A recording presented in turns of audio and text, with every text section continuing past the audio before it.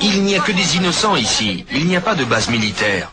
Que cherchent les Américains en Afghanistan? La cachette d'Oussama Ben Laden? Il n'est pas ici. Pourquoi nous a-t-on bombardés?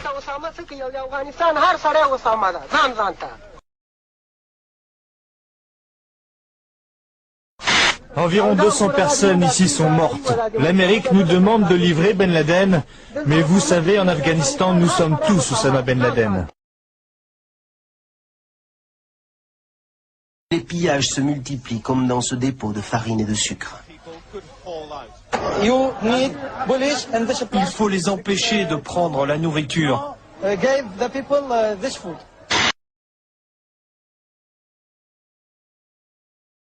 Oui, on a l'autorisation. Les Britanniques nous ont dit qu'on pouvait se servir.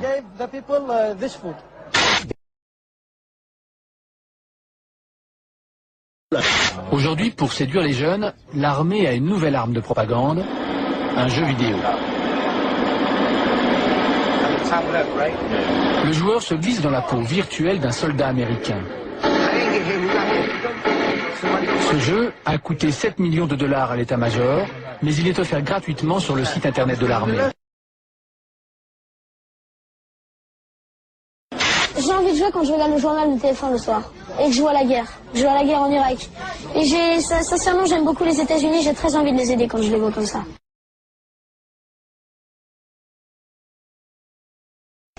Signalons tout d'abord que l'armée irakienne a capturé une dizaine de soldats américains, le Pentagone l'a confirmé et la chaîne Al Jazeera a diffusé des images de ces prisonniers, images que les autorités américaines ont refusé de montrer avant que les familles ne soient informées et pour lesquelles, vous le voyez, nous avons tenu à masquer le visage des militaires aux mains des Irakiens conformément à la Convention de Genève. Nous vous les présentons en dissimulant leur visage conformément à la Convention de Genève sur les prisonniers de guerre. Ils ont été capturés ou se sont rendus d'eux-mêmes. Leur visage ne trahit aucune fatigue. Ces 250 hommes ont à peine eu le temps de se battre, de défendre la ville d'Umqasr.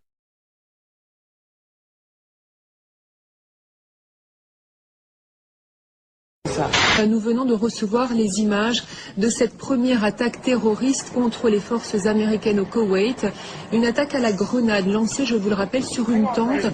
Le suspect de confession arabe a été arrêté, il a finalement avoué. Un suspect est arrêté. C'est un soldat américain, membre de la division.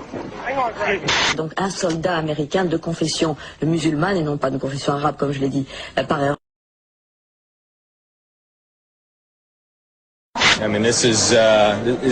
C'est presque comme une action de jeu. On fait beaucoup de comparaisons avec le football. Saddam Hussein peut bien espérer disputer un nouveau round de fausses concessions, de fausses transparences. Pas de doute, il va vouloir jouer une prolongation. Mais la partie est finie. Cette fois-ci, le conflit se déroule pratiquement en direct, à la manière, si je puis me permettre, d'un match de football. On en a tué pas mal près du pont, à Bassora. On a eu notre part, on a été bien servis. Merci Bill. Laissons les Français siroter leur vin pendant qu'on fait le boulot de nettoyage. Après ça, il ne faut pas qu'ils se demandent pourquoi on les déteste autant. Le Daily Mail, lui, traite Jacques Chirac de Pimp of Paris, le maquereau de Paris. Les Français ont perdu la Deuxième Guerre mondiale en à peu près 20 minutes. Si les Américains ont le droit d'être contre la guerre en Irak, pas les Français. C'est à nous qu'ils doivent cette indépendance avec laquelle ils nous narguent à l'ONU. Les Français sont, 53% avec nous, c'est bon, mais 33% avec l'Irak. Mais c'est incompréhensible, c'est terrible. Si on peut faire ne serait-ce qu'une toute petite chose, une chose spéciale, comme ne pas acheter du vin français ou allemand, parce qu'ils ne nous soutiennent pas, si on peut faire ça, ce serait une manière de dire à nos gars, on est derrière vous à 100%. Si vous n'aimez pas l'Amérique, j'ai la solution. Dites adieu à ce pays et surtout, dites au revoir à ça.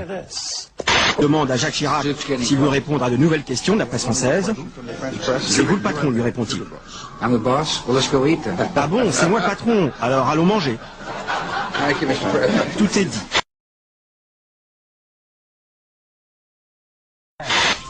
La guerre sans images, a-t-on dit, pour parler des frappes américaines en Afghanistan. Pourtant, mercredi, dans son journal de la nuit, France 2 nous montre enfin à quoi ressemblent les combats. Voici les premières images de combat entre l'Alliance du Nord et les talibans sur le front nord-est de l'Afghanistan. Jeudi, la plupart des chaînes emboîtent le pas et toutes sont d'accord, ce sont les premières images du front. Des accrochages assez violents se seraient déroulés autour de Kunduz, qui est une ville qui n'est pas très loin de l'endroit où nous nous trouvons. Pendant ce temps, les combats continuent entre talibans et opposition afghane. Dans ce journal, nous verrons aussi ces premières images de combat au sol entre les talibans et l'Alliance du Nord. Premières images d'une offensive de l'Alliance du Nord. Ces scènes de combat, filmées hier par une télévision libanaise, sont les premières images des affrontements qui opposent l'opposition afghane aux talibans. Seulement voilà, ces images n'ont pas été tournées cette semaine. L'équipe du zapping de Canal+ constate qu'elles sont en fait issues d'un documentaire diffusé sur Arte en août 2000. Pour preuve, ces images où il évite de justesse les trajectoires meurtrières de 2 roquettes antipersonnelles.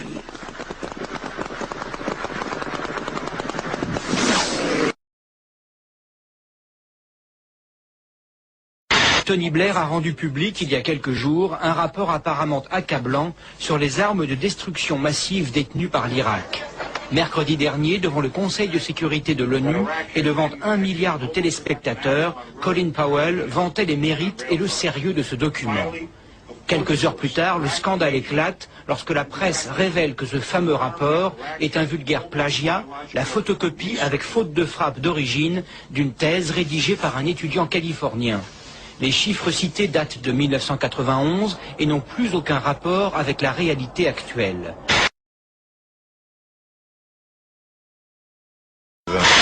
Je suis stupéfait à quel point on ne comprend pas notre pays, tous ces gens-là qui nous détestent. Je n'arrive pas à y croire, car je sais à quel point nous sommes bons. La preuve ? Je demande à chaque enfant vivant aux États-Unis de gagner et de donner $1 qui sera utilisé pour nourrir et soigner les enfants d'Afghanistan. Et puis les largages de rations alimentaires continuent parallèlement. Le millionième paquet avec crackers au beurre de cacahuètes et garantie sans porc ni bœuf a été lâché.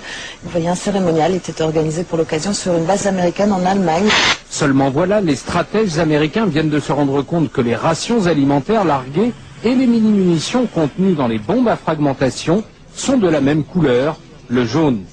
Environ 10% d'entre elles touchent le sol sans exploser, présentant comme les mines un danger pour les populations civiles. Hier soir, le chef d'état-major interarmé a jugé, je cite, « malheureux que ces bombes soient de la même couleur que les paquets alimentaires ». Du coup, pour tenter de clarifier les choses, les Américains ont décidé de larguer des tracts expliquant pourquoi il ne faut pas toucher les uns et pourquoi on peut s'approcher des autres.